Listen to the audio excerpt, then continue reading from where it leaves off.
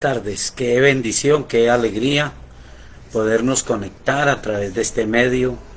Muy agradecidos a Dios. Como todos los domingos en la tarde tenemos que agradecer al Dios del cielo por todas sus bendiciones, por el privilegio, por la bendición que ha sido para nosotros este día maravilloso en el cual hemos visto su mano generosa, poderosísima en medio de nosotros. Gracias a Dios, una buena respuesta del Dios del cielo y de la gente en nuestra sede del barrio Providencia. Una buena palabra, un tiempo de gloria, ministerio de Dios, bendición de Dios del cielo, con buenos testimonios de la gracia y de la misericordia del Dios del cielo. Igual en la sede del barrio popular, una palabra buena y unos testimonios de protección, testimonios de milagro y de gracia. Agradecidos a Dios porque su presencia está en muchos lugares a través de nuestros queridos hermanos, y muy agradecido a Dios con el testimonio que escuchamos, cómo Dios usó a nuestro querido hermano Richard Orozco en su función como ginecólogo allí en el hospital para preservar la vida de una personita preciosa. Que Dios siga usando a nuestro hermano, que Dios siga glorificando su nombre. Igual recibimos un buen testimonio de la iglesia en Tuluá, una buena asistencia. Qué bueno, qué gozo, qué alegría. Bendiciones de Dios para nuestro querido hermano Aldemar Mosquera. Y bueno, en esta tarde quiero que oremos a Dios. Yo no conozco su circunstancia. Tal vez usted recibió hoy una palabra. Tal vez usted salió de la celebración con su corazón vibrando. Bueno, ahora que enfrenta la circunstancia, la situación, recuérdelo, mi amado hermano, mi amada hermana. Nosotros no dependemos de los sentimientos, porque nosotros dependemos de la palabra que Dios nos ha dado y la tomamos, y así como Dios quiere cumplirla, nosotros la queremos recibir. Así que le animo a orar en esta tarde. Soberano Señor, gracias por tu presencia, gracias por todo lo que has hecho en nuestro favor, por todo lo que está en tu corazón, porque tu corazón generoso y bueno siempre está proponiendo, siempre está determinando hacer en nosotros, y tu palabra asegura mucho más de lo que pedimos o de lo que entendemos. Te pido, Señor de la gloria, que mires a cada persona que está en sintonía en este programa, y que mediante esta proyección tu mano poderosa toque los cuerpos enfermos, sana de toda dolencia y de toda enfermedad, por tu palabra que asegura que llevaste sobre tu propio cuerpo todos nuestros dolores y todas nuestras enfermedades. Señor, toca todo dolor, todo malestar, toda enfermedad. Extiende tu mano poderosa sobre Jacobo Cortés de manera especial. Haz un milagro claro, poderoso en el cuerpo de este varón, porque tú conoces sus dificultades y sus necesidades, y tú conoces su confianza en tu palabra. Tú eres el Dios de la gracia y el Dios de la misericordia. Haz ese milagro que necesita Jacobo Cortés en el nombre del Señor Jesucristo. Y toda persona que está escuchando este programa, uno necesita sanidad, y tú eres el sanador por excelencia. Y tú dices: yo soy Jehová tu sanador. Que tu mano poderosa se extienda ahora sobre la parte afectada, sobre la parte enferma, no importa cuál sea el dolor, cuál sea la enfermedad, y que tu mano poderosa sane por misericordia y por gracia toda dolencia y toda enfermedad. Señor, coloca tu mano de poder sobre toda situación crítica, lugares donde hay discordia, donde hay desaliento, donde hay insatisfacción, vacío en el alma. Señor, lo que llaman ahora vacío existencial, que no lo llena el alcohol, que no lo llena la droga, que no lo llena ningún exceso, como lo experimentó Salomón. Él llegó a decir: vanidad de vanidades, todo es vanidad, porque el vacío de su alma persistía.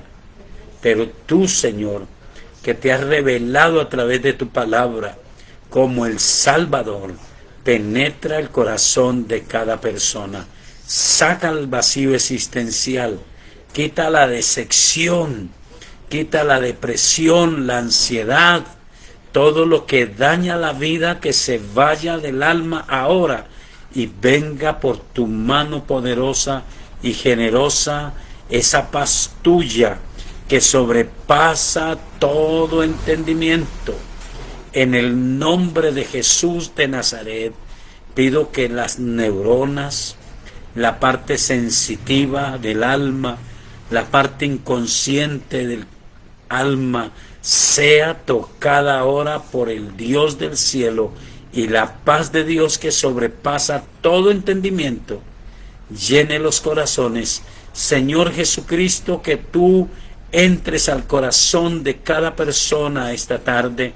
Quienes te han recibido, reciban fortaleza, y quienes no te han recibido en este programa, tomen la determinación de recibirte, de reconocerte, y entonces ese vacío se vaya de sus almas y la presencia tuya, Señor, llene los corazones y traiga para cada persona paz, gozo, alegría, plenitud de vida, porque tú eres quien llena los vacíos del alma.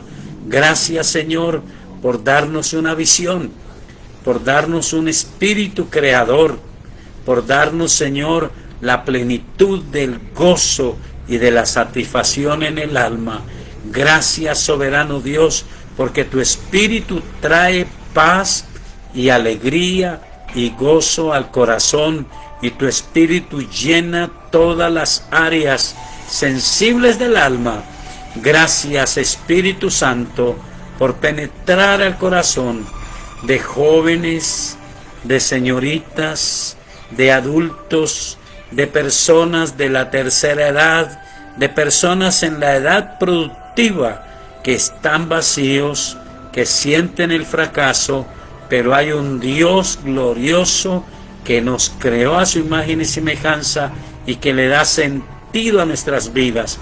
Sopla ahora, poderoso Espíritu Santo, sobre cada vida, en el nombre de Jesús de Nazaret, y que la gracia tuya transforme los corazones. Señor, quita los antagonismos, quita, Señor, los sentimientos de odio, de resentimiento, los sentimientos de revancha y hasta de venganza que hay en algunas personas.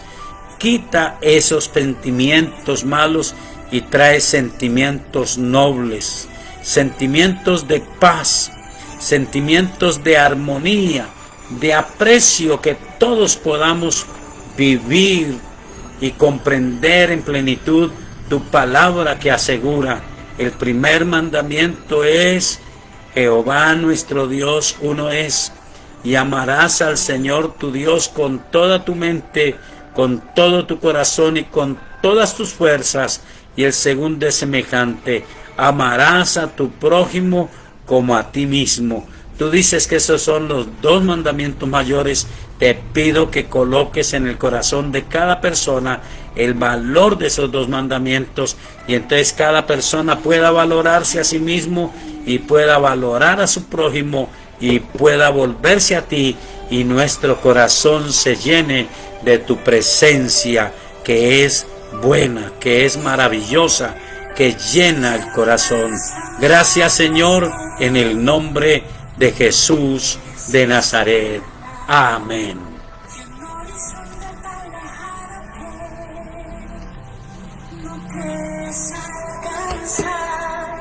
Sé que la duda y la indecisión son enemigos que hay que derribar.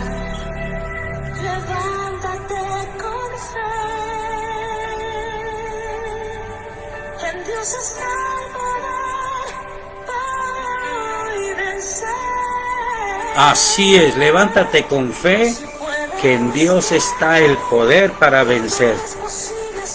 Aleluya, gracias, Señor. Bueno, gracias al Señor Todopoderoso. Hoy estamos en Colombia, por lo menos, llevando a cabo desde el día de ayer la celebración del Día de Amor y Amistad. Y nadie como el pueblo cristiano para poder tener la expresión de la amistad. Y la hemos recibido de parte del Dios del cielo. La Biblia dice, nosotros le amamos a Él porque Él nos amó primero. Así que nosotros decíamos en esta mañana, tenemos dos motivos de celebración. El verdadero amigo de nuestra alma, el Señor Jesucristo, que es real, que se manifestó a nosotros y nos ama. Y también la oportunidad, en el día de ayer, celebramos la ceremonia de bautismos de varios de nuestros queridos hermanos. Hubiésemos querido que hubiese algunos de Tuluá, pero tuvimos algunos de la ciudad de Armenia, de todos los lugares donde estamos representados. Un abrazo para cada uno de ellos y bienvenidos a la Iglesia Universal y bienvenidos a la iglesia local, Iglesia Cristiana Cuadrangular El Shaddai. Que el Dios del cielo nos ayude, que ustedes crezcan con el crecimiento que da Dios. Bueno, quiero compartir un poco el pensamiento acerca de un buen amigo. Y ese pasaje que nos habla básicamente está en el Evangelio de San Juan. Evangelio de San Juan, el capítulo 15. Es interesante, pero es el capítulo en el cual Dios habla del crecimiento y habla del crecimiento como una determinación de Dios. Dios quiere que nosotros demos mucho fruto y nos ha escogido para que demos mucho fruto, pero necesitamos depender de Él. Toda persona que quiere dar fruto necesita hacer caso de lo que dice San Juan capítulo 15. Empieza diciendo el versículo 1: yo soy la vid verdadera y mi Padre es el labrador. Todo pámpano que en mí no lleva fruto lo quitará, y todo aquel que lleva fruto lo limpiará para que lleve más fruto. Y sorprendente, dice, ya vosotros estáis limpios por la palabra que os he hablado. Permaneced en mí y yo en vosotros.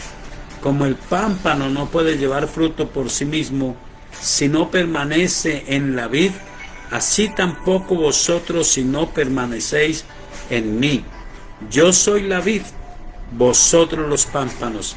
El que permanece en mí y yo en él, este lleva mucho fruto, porque separados de mí nada podéis hacer. Pero este mismo pasaje habla de una profundidad del propósito del plan de Dios para su vida.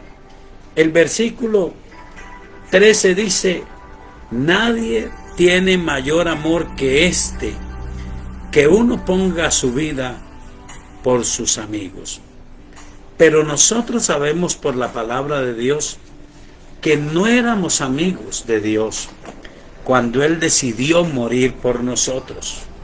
Si siendo enemigos irreconciliables de Dios, Cristo murió por nosotros, dice la palabra, ahora que hemos sido reconciliados, nos dará todas las cosas que nos ha prometido. Pero Él quiere que usted se muestre amigo de Él. Y en este pasaje dice: vosotros sois mis amigos si hacéis lo que yo os mando. Un momento. Parece que la amistad del Señor fuera en un principio como la amistad que existe en algunos seres humanos. Usted es mi amigo si hace todo lo que a mí me agrada, si me lleva la idea, si no me contradice. Usted es mi amigo, pero se expone a que yo no sea leal. Con Dios es diferente. Él nos miró antes de nosotros conocerlo. Él se acercó a nosotros. Asegura enfáticamente la palabra. Nosotros hacíamos parte de ese texto maravilloso que sigue impactando al mundo. De tal manera amó Dios al mundo, que ha dado a su Hijo unigénito para que todo aquel que cree en Él no se pierda, mas tenga la vida eterna. Pero ahora que Él está en nuestro corazón, Él dice: yo no quiero solamente que sean mis siervos, quiero que sean mis amigos. Ya no los quiero llamar siervos, porque el siervo no sabe lo que hace su Señor, pero os he llamado amigos porque todas las cosas que oí de mi Padre os las he dado a conocer. No me elegisteis vosotros a mí, sino que yo os elegí a vosotros. Y os he puesto para que vayáis y llevéis fruto, y vuestro fruto permanezca, para que todo lo que pidiereis al Padre en mi nombre, Él os lo dé. Pero Él asegura, hay una manera simple. Él dice: ustedes son mis amigos si hacen lo que yo les mando, lo que está establecido en su palabra. Y recordemos que la Biblia asegura: los mandamientos de Dios no son gravosos. Al contrario, el salmista dice: sumamente pura es tu palabra, y la ama tu siervo. Si somos amigos de Dios, sabemos que la manera de mantenernos en amistad es profundizando en la comunión, es haciendo el propósito de cumplir esos mandamientos que no son gravosos, que harán de usted un mejor padre de familia, un mejor patrón, un mejor empleado, un mejor empresario, un mejor profesional, un mejor estudiante, un mejor hijo o hija de casa, hacer de usted un ejemplar, un maravilloso ciudadano donde quiera que usted viva. Donde usted esté, usted es llamado a ser una bendición. Y algunas personas, humanamente hablando, reaccionan como reaccionó el pueblo de Dios. La profecía más terrible para el pueblo de Israel no es todo lo que está profetizado que ellos van a sufrir. No es que tienen que clamar y que tienen que rogar y reconocerlo a Él. La Biblia dice que ellos van a clamar y el Señor va a venir y los va a liberar. Van a clamar y a gemir con llanto y el Señor va a venir. Pero cuando Él venga a liberarlos, ellos van a mirar con asombro y van a decir esta frase que es escalofriante y dura en Zacarías el capítulo 13. Ellos van a ver a Jesús y van a ser evidentes las heridas en sus manos. Y Zacarías 13:6 dice: y le preguntarán: ¿qué heridas son esas en tus manos?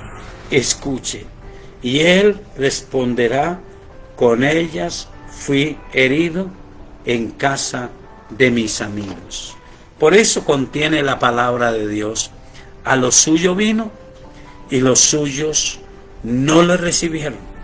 Mas a los que le recibieron, a los que creen en su nombre, les ha dado el poder de ser hechos hijos de Dios. Somos más que siervos, somos más que amigos, somos hijos de Dios, pero lo necesitamos de verdad en nuestro corazón y necesitamos decirle: Señor, tus mandamientos son mi bendición. Si usted tiene que luchar con un mandamiento de Dios, no con los mandamientos que los hombres inventan, sino con lo que dice Dios, entonces usted necesita orar al Espíritu Santo, pero necesita en primer lugar, recuérdelo, recibirlo a Él, reconocerlo como su Señor y su Salvador.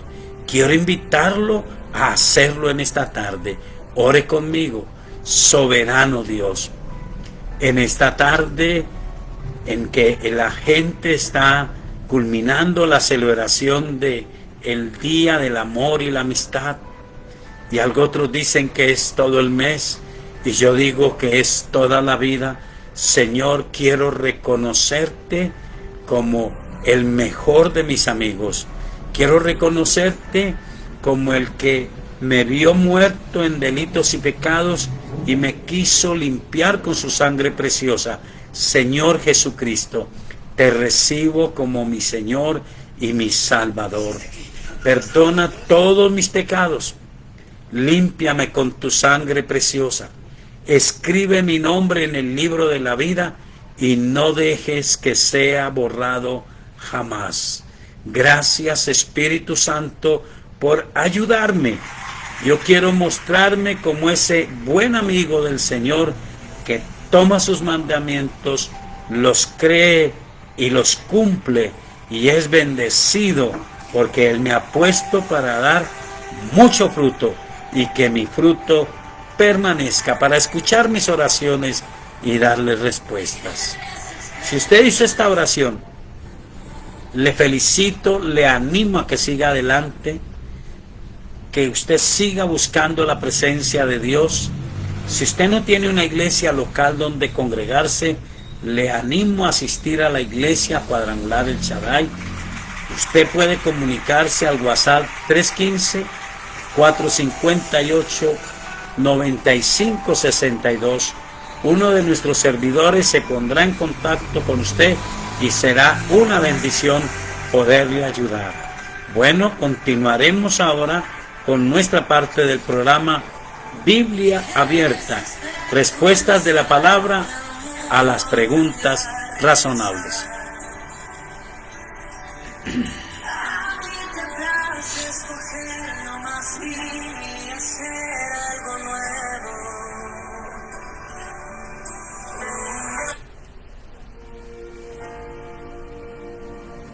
Bueno, la primera pregunta dice así.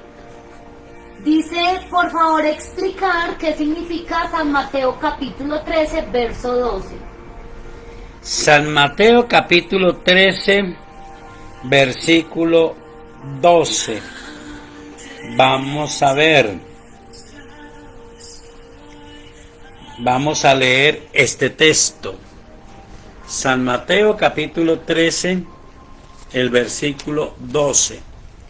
Recordemos que capítulo 13 de San Mateo es el capítulo que nos habla de la parábola del sembrador. Y nos habla de los resultados de la palabra en el corazón de las personas. Lo interesante es que según la Escritura, mi amable oyente, el Espíritu Santo da una convicción especial. El Dios del cielo asegura que su palabra es viva y eficaz. Las personas que predican el Evangelio oran para que el Espíritu Santo haga su obra, y no queremos que se cumplan, por lo menos no la primera parte de la parábola del sembrador. donde dice que parte de la semilla cayó junto al camino y la gente que pasaba la pisoteó y no fue sembrada en realidad, fue despreciada. Las otras dos partes fueron figuradamente personas que junto con la palabra de Dios tomaron otros intereses, otras intenciones, otras circunstancias. Entonces el versículo 12 dice: porque a cualquiera que tiene se le dará y tendrá más. Y esto fue motivado por esta pregunta de los discípulos: ¿por qué les hablas por parábolas? Y es extraño, pero el hablar por parábolas, como predicador, sé que el Señor usó las parábolas y los ejemplos para tratar de que cualquier persona simple, sencilla, o cualquier gran estudioso, cualquier científico pudiera comprender su palabra. Pero hay una actitud que ni la obra del Espíritu Santo, ni el poder de la palabra, ni las oraciones nuestras pueden quebrantar, y es el corazón endurecido. Por eso dice: ¿por qué les hablas por parábolas? Porque a ustedes, a ellos, ¿cuál era la diferencia entre ellos y el resto de la multitud? Que ellos estaban escuchando la palabra, ellos estaban atentos a las enseñanzas, habían superado la expectativa de los milagros. Todos nosotros necesitamos a diario milagros. La vida en sí misma es un milagro a cada día. El existir es asombroso. Cuántas veces palpita el corazón. Es asombroso la funcionalidad de esos riñones hermosos que tiene cada hombre y cada mujer, que ninguna máquina todavía puede superar en su funcionalidad. Es increíble la cantidad de arterias y de venas y cómo Dios estableció ese sistema, el sistema nervioso. Todo en el ser humano es un milagro. Pero nosotros tenemos que superar la etapa de los milagros a caer en la determinación de oír su palabra y ser sus discípulos. Entonces a ellos les dice, a ellos les hablo por parábolas. Esta es una forma irónica, como a veces nosotros lo entendemos. No es que les habla la parábola en parábolas para que no la entiendan, es tratando de entenderla. Pero la Biblia dice: no hay más sordo que el que no quiere oír, ni más ciego que el que no quiere ver. Entonces dice: a cualquiera que se tiene se le dará y tendrá más. A ustedes les es dado saber los misterios del reino de los cielos, mas a ellos no les es dado. ¿A quiénes? A los que no tienen interés, a los que nunca superan la etapa de recibir los milagros. Toda la vida, repito, la vida misma es un milagro, pero tenemos que superar la etapa de los milagros a la decisión del corazón de escuchar la palabra. Entonces dice: por eso les hablo por parábolas, porque viendo no ven. No dice que la intención de Dios es ocultar, dice que ni hablándoles por parábolas, viendo no ven y oyendo no oyen ni entienden, de manera que se cumple en ellos la profecía de Isaías que dijo: de oído oiréis y no entenderéis, y viendo veréis y no percibiréis.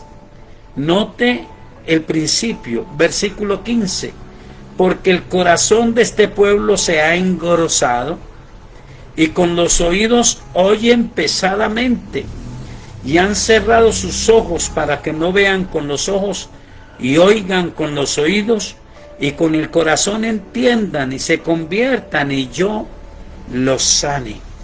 Pero bienaventurados vuestros ojos porque ven y vuestros oídos porque oyen, porque de cierto os digo que muchos profetas y justos desearon ver lo que veis y no lo vieron, y oír lo que oís y no lo oyeron. Yo creo que aún en Colombia, nuestros antepasados que son usados con tanto pretexto por muchos, desearían haber tenido la oportunidad que tenemos. Se predica el evangelio por todas partes. Ya no se prohíbe la lectura de la Biblia, no se amplía por parte de la religiosidad mucho, pero se permite que cada persona tenga un interés. Gracias a Dios, no está solo la iglesia cuadrangular El Shaddai, hay muchísimas iglesias muy buenas. Hay muchos errores, hay mucha tergiversación de la palabra, pero hay muchas iglesias que son de parte de Dios. Y la Biblia está a nuestro alcance, pero tenemos necesidad de aplicar esto que dice Hebreos. Hebreos creo que es el capítulo 3, es un texto interesante. Dice el versículo 7, la segunda parte: si oyereis hoy su voz, no endurezcáis vuestros corazones, como en la provocación en el día de la tentación en el desierto, donde me tentaron vuestros padres, me probaron y vieron mis obras 40 años, causa de lo cual me disgusté contra esa generación y dije: siempre andan vagando en su corazón y no han conocido mis caminos. La segunda parte del versículo 15 dice: si oyeres hoy su voz, no endurezcáis vuestros corazones como en la provocación. No, y el capítulo 4 sigue hablando de no endurecer el corazón. De eso está hablando la palabra. Si una persona escucha la palabra de Dios, pero decide endurecer su corazón, vuelvo a repetir, especialmente porque se quiere quedar en la etapa de los milagros.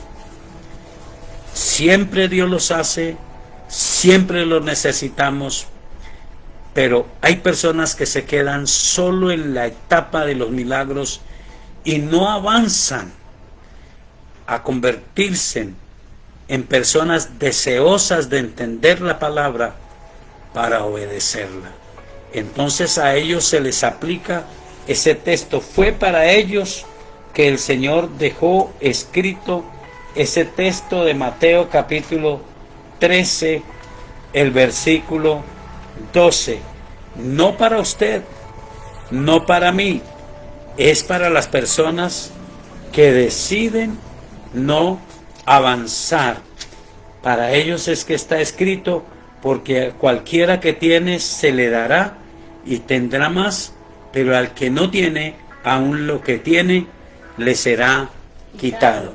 Que usted pueda avanzar y ser alguien que anhela oír la palabra y se convierte en un discípulo de Dios.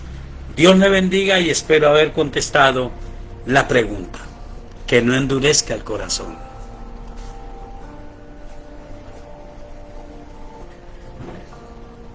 La segunda pregunta dice así: cuando el esposo no se somete a Dios, ¿merece que la esposa sea sujeta?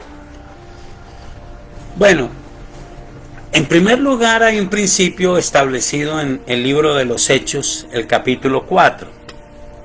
No lo voy a leer, pero lo voy a referir y usted lo puede escudriñar. Porque también puede ser promover una actitud de rebeldía, y no es eso la palabra. La palabra dice que cuando Dios llega a una casa, viene la paz, viene la armonía, pero por la dureza del corazón de algunos, la palabra de Dios llega a un hogar y forma un conflicto. No de parte del creyente. El conflicto viene de parte del que no cree. Ahora lo miramos. Entonces, en la manera de Hechos 4, es que los discípulos son amenazados, se les prohíbe predicar el evangelio. Dios ha hecho un milagro extraordinario y a ellos les prohíben con amenaza predicar el evangelio. Y entonces, después de amenazarlos, después de prohibirles predicar el evangelio, porque dice la Biblia que ellos estaban resentidos de que enseñaran al pueblo y no podían negar un milagro que había sido hecho, cómo habían sanado a un hombre que estaba enfermo, que era paralítico, que tenía más de 40 años, y les dijeron, le prohibimos predicar el evangelio. Ellos dijeron esta frase a ellos, mas Pedro y Juan respondieron diciéndoles, juzgad si es justo delante de Dios obedecer a vosotros antes que a Dios, porque no podemos dejar de decir lo que hemos visto y oído. Ellos entonces les amenazaron y les soltaron, no hallando ningún modo de castigarles, por cuanto el pueblo glorificaba a Dios por lo que se había hecho, ya que el hombre en quien se había hecho este milagro de sanidad tenía más de 40 años. Era la orden de desobedecer a Dios. Entonces, todos nosotros en algún momento dado hemos tenido que comportarnos mejor, ser más amables, cumplir más nuestros deberes, pero cuando se quiere tocar el obedecer a la palabra, hasta ahí llegamos en la sujeción. No obedecemos al desobedecer, al extremo de llegar a desobedecer la palabra. Pero por el otro lado, y es donde cada persona tiene que mirar qué es lo que está viviendo, en Primera de Corintios, el capítulo 7, dice el versículo 10, pero a los que están unidos en matrimonio, toda la vida ha habido hogares, escúcheme la manera de decirlo, bien establecidos con todas las normas legales, y hogares establecidos a la forma humana. Entonces los primeros los llama la Biblia matrimonio, y es de los que habla el versículo 10. Pero a los que están unidos en matrimonio mando no yo, sino el Señor, que la mujer no se separe del marido, y si se separa quédese sin casar, o reconcíliese con su marido, y que el marido no abandone a su mujer. Y a los demás yo digo, no el Señor. Note esto, si algún hermano tiene mujer que no sea creyente y ella consiente en vivir con él, no la abandone. Y si una mujer tiene marido que no sea creyente y él consiente en vivir con ella, no lo abandone.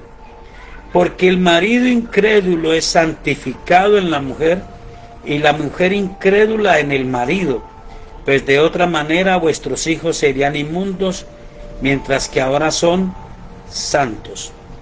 Da a entender una lectura superficial que por el solo hecho de usted convivir, su esposo no es casado legalmente, pero el que vive con usted, o la mujer que vive con usted, si es el caso de un varón, es santificada. Pero recuerde que la Biblia dice que santificados por la sangre de Cristo, hay la expectativa de que su testimonio, sus oraciones, su ejemplo haga que esa persona conozca a Dios, conozca al Señor Jesucristo.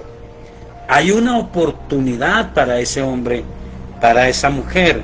Entonces dice que no se separe si consiente en vivir con usted. Pero el versículo 15 dice: pero si el incrédulo se separa, sepárese, pues no está el hermano o la hermana sujeto a servidumbre en semejante caso, sino que a paz nos llamó Dios. Porque ¿qué sabes tú, oh mujer, si quizás harás salvo a tu marido? ¿O qué sabes tú, oh marido, si quizás harás salva a tu mujer? Y es una visión, lo que dice el versículo 17, que no apoya la idea de admitir el pecado. Dice: pero cada uno como el Señor le repartió. Y como Dios llamó a cada uno así haga, esto ordeno en todas las iglesias. Fue llamado a algunos siendo circunciso, quédese circunciso. Fue llamado a algunos siendo incircunciso, no se circuncide. Cada uno en el estado en que fue llamado, en él se quede. Fuiste llamado siendo esclavo, no te dé cuidado. Pero también, si puedes hacerte libre, procúralo más. Porque en el Señor, el que fue llamado siendo esclavo, liberto es. Asimismo, el que fue llamado siendo libre, esclavo es de Cristo. Por precio fuisteis comprados, no os hagáis esclavos de los hombres. Cada uno, repite, hermanos, en el estado en que fue llamado, así permanezca para con Dios. No es la manera distorsionada que algunos dicen que dice la palabra. La palabra dice es en cuanto a la relación familiar. Si alguno fue llamado y tenía su esposa y su esposo, y esa persona no quiere buscar a Dios, pero consiente en vivir. ¿Qué es consentir en vivir con un cristiano? Consentir en vivir con un cristiano es entender que esa persona tiene una devoción, que tiene unos principios espirituales, que no lo hacen ser rebelde, ser mal esposo o ser mala esposa. Al contrario, muchísimos hombres han dicho: me convertí al Señor porque vi que mi esposa, cuando comenzó a conocer al Señor Jesucristo, se convirtió en una persona más generosa, más dócil, más determinada a conservar el hogar, a ser una buena ama de casa. Y yo pensé, eso escuché a un hombre: tengo una bendición que no puedo perder. Y ese hombre fue ganado, como dice Primera de Pedro, por la conducta de su esposa. Así que no entiendo bien la pregunta. Si es hacer lo malo, no obedecemos a nadie para ofender a Dios. Pero si es tener las obligaciones conyugales como esposo o como esposa, claro que tiene que cumplirlas. Y si las cumplía antes de conocer a Cristo, ahora más, porque Él dice: ustedes son la luz del mundo. Pero no se pone la luz debajo, se pone encima, y entonces alumbra a todos los de la casa. Pueden juzgar, pueden decir, pero tendrán que decir como ese varón: cuando mi esposa conoció el Evangelio, era excelente, pero lo fue más todavía. Espero entonces que en su situación la persona que hace la pregunta pueda relacionar, y vuelvo y le repito, sus deberes conyugales deben de ser mucho más agradables y en armonía. Pero en lo único que no se puede obedecer es en cuanto a la oposición a buscar a Dios. Si consienten vivir con un cristiano, me imagino que sabe la devoción de un buen cristiano. Una persona que tiene firmeza, se comporta mucho mejor, pero tiene una devoción.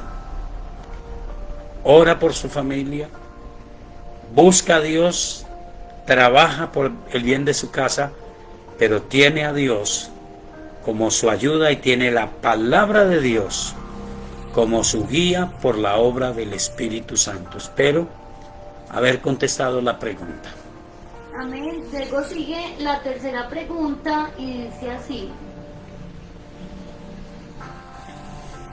¿Qué significa sentarse en el último lugar según San Lucas capítulo 14, verso 10?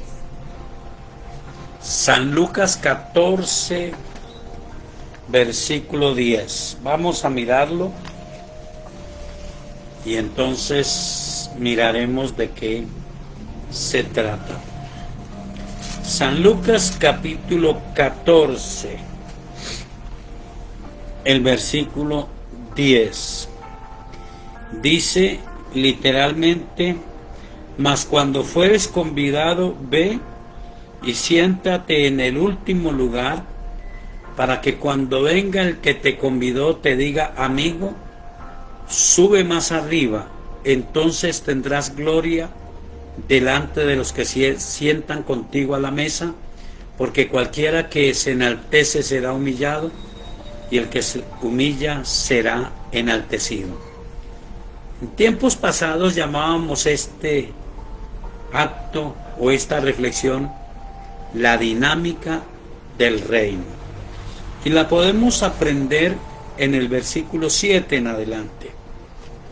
La dinámica del mundo no es la dinámica del reino, y discúlpeme, la dinámica del reino no es la dinámica del mundo. La dinámica del mundo es la competencia. El mejor, no importa quién se tenga que llevar por delante, con los halagos, con las preventas, con las cosas, digámoslo así, que se usan humanamente, ganando el favor para escalar, no importa quién esté abajo. El orgullo, la soberbia. Mira el versículo 7 de Lucas 14. Observando cómo escogían los primeros asientos a la mesa, refirió a los convidados una parábola, diciéndoles: cuando fueres convidado por alguno a bodas, no te sientes en el primer lugar, no sea que otro más distinguido que tú esté convidado por él, y viniendo el que te convidó a ti y a él te diga: da lugar a este, y entonces comiences con vergüenza a ocupar el último lugar. Mas cuando fueres convidado, ve y siéntate en el último lugar, para que cuando venga el que te convidó te diga: amigo, sube más arriba, entonces tendrás gloria delante de los que se sientan contigo a la mesa. Y es el principio espiritual. Dios resiste al soberbio y da gracia al humilde. Lamentable, esto es la dinámica del reino, pero no es la dinámica de los seres humanos. Está la soberbia, está la actitud de quién manda aquí, y creo que en el mismo Evangelio de San Lucas, si no recuerdo mal, en el mismo Evangelio de San Lucas, pero en el capítulo 22, está aclarado literalmente esta actitud, y se nos declara la dinámica del reino. El versículo 24 también pasa entre los servidores de Dios. Fue entre ellos que hubo esto. Versículo 24: hubo también entre ellos una disputa sobre quién de ellos sería el mayor. Y el subtítulo en mi Biblia, Reina Valera, es: la grandeza en el servicio. Tiempos modernos donde hay tantos títulos, tantas cosas que quieren hacer ver quién es el mayor, pero sigue siendo en la dinámica del reino el principio. Él les dijo: los reyes de las naciones se enseñorean de ellas, y los que sobre ellas tienen autoridad son llamados bienhechores. Mas no así vosotros, sino sea el mayor entre vosotros como el más joven, y el que dirige como el que sirve. Porque ¿cuál es mayor? ¿El que se sienta a la mesa o el que sirve? ¿No ese es el que se sienta a la mesa? Mas yo estoy con vosotros como el que sirve. Pero vosotros sois los que habéis permanecido conmigo en mis pruebas. Yo pues os asigno un reino como mi Padre me lo asignó a mí, para que comáis y bebáis a mi mesa en mi reino, y os sentéis en tronos juzgando a las 12 tribus de Israel. La dinámica del reino está en otros textos de la Biblia, que cada uno debe de considerar a los demás como superiores a él mismo. Hay hombres y mujeres de Dios que, a pesar de la grandeza y del respaldo, porque sabemos que la gloria es de Dios y su gloria no la comparte con nadie, pero es un Dios maravilloso y es un Dios que honra a los que le honran. Y a veces nosotros podemos tratar de confundir la honra que Él nos da con la gloria que es de Él. Pero hay hombres y mujeres maravillosos, conservan su humildad, siguen tratando bien al que está por debajo de ellos, siguen siendo humildes. A ellos nunca les pasará esto, que ocupen el primer lugar y luego con vergüenza, con resentimiento, con incomodidad, sean relegados, porque no es de nosotros. Recuerde que se formó una polémica a nivel de los apóstoles, y fue una polémica familiar, y aún a nivel de la familia parece que estaba creando cierta discordia. Y cuando lo supieron los apóstoles, causó discordia entre ellos.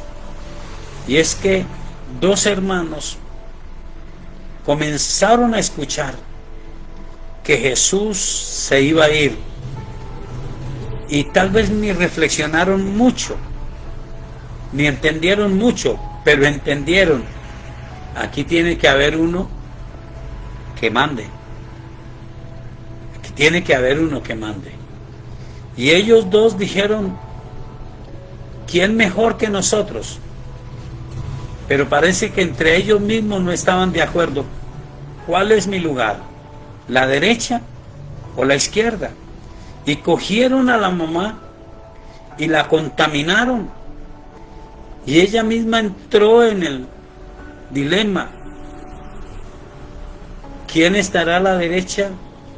¿Quién estará a la izquierda? Gracias a Dios, ella era del círculo espiritual y se fue al Señor y le dijo: Señor, quiero pedirte algo. Señor, quiero pedirte un favor. ¿Cuál de mis hijos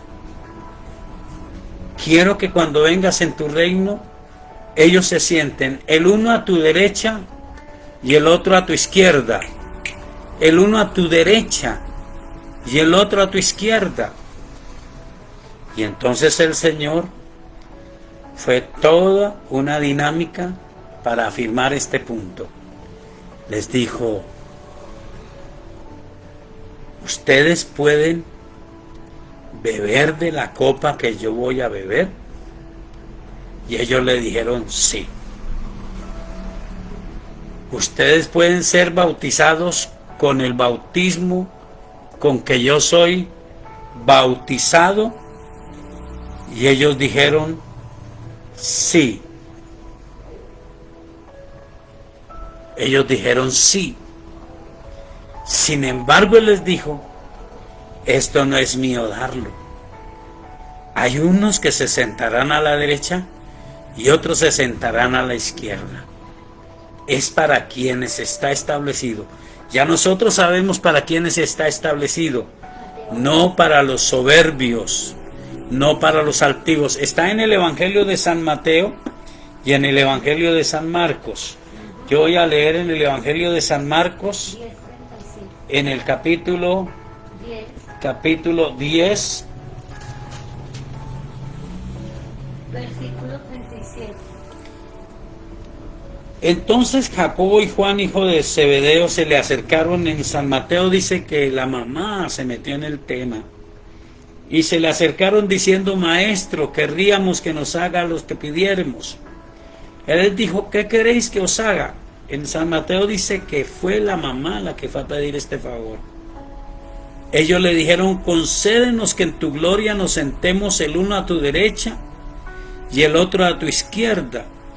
Entonces Jesús les dijo, ¿no sabéis lo que pedís? ¿Podéis beber del vaso que yo bebo? ¿O ser bautizados con el bautismo con que yo soy bautizado? Ellos dijeron, podemos. Jesús les dijo, a la verdad del vaso que yo bebo, beberéis. Y con el bautismo con que yo soy bautizado, seréis bautizados. Pero el sentaros a mi derecha y a mi izquierda no es mío darlo, sino a aquellos para quienes está preparado. Pero mire por qué lo leí en este evangelio. Mire lo que provocaron. Versículo 41. Cuando lo oyeron los 10, comenzaron a enojarse contra Jacobo y contra Juan. Mas Jesús llamándolos les dijo, ¿sabéis que los que son tenidos por gobernantes de las naciones se enseñorean de ellas y sus grandes ejercen sobre ellas potestad? Pero no será así entre vosotros, sino que el que quiera hacerse grande entre vosotros será vuestro servidor, y el que de vosotros quiera ser el primero será siervo de todos, porque el Hijo del Hombre no vino para ser servido, sino para servir y para dar su vida en rescate por muchos. Esta actitud no solamente crea resentimientos y amarguras y busca que haya intrigas, que haya componendas, sino que causa rencillas entre los íntimos de Dios. Pero decía, hay muchísimos hombres, gloria a Dios, muchísimas mujeres de Dios que son bendecidos y saben que lo son para bendecir a muchos y mantienen su humildad y saben que la gloria es de Dios, pero Dios les da a ellos honra y nosotros los honramos, pero no porque ellos lo exigen, no porque ellos lo imponen. Algunos que lo hacen, entonces ya sabemos que eso no tiene mucho que ver con la dinámica del reino. Eso es lo que significa no buscar los primeros lugares. No se afane por mandar. Preocúpese por hacer la voluntad de Dios, porque Dios honra al que le honra. Y Dios es el que dirá, tú estás en el último lugar, pero yo te voy a poner en el primer lugar, porque Él es el Rey de los reyes y el Señor de los señores, y es el que quita reyes y pone reyes. Así que esta, llamémoslo así, actitud infantil que Satanás quiere meter en los hogares, en la iglesia del Señor, la anulamos. Yo no me promociono, a mí me promociona Dios, y el lugar que Él me ha dado para mí es como la palabra del Salmo: sus cuerdas me cayeron en lugares deleitosos, y es hermosa la heredad que me ha tocado. Qué bueno que usted se sienta muy honrado, muy bendecido, de pertenecer al cuerpo de Cristo, de tener un lugar inmejorable, que es donde Dios le ha puesto. Y cuando Él nos quiera promover, que nos promueva Él, pero nosotros seguiremos con la dinámica del reino, seguiremos sirviendo y reconociendo la gloria es del Dios del cielo. Oremos. Soberano Señor, gracias por hablarnos tu palabra y gracias por recordarnos esta dinámica del reino.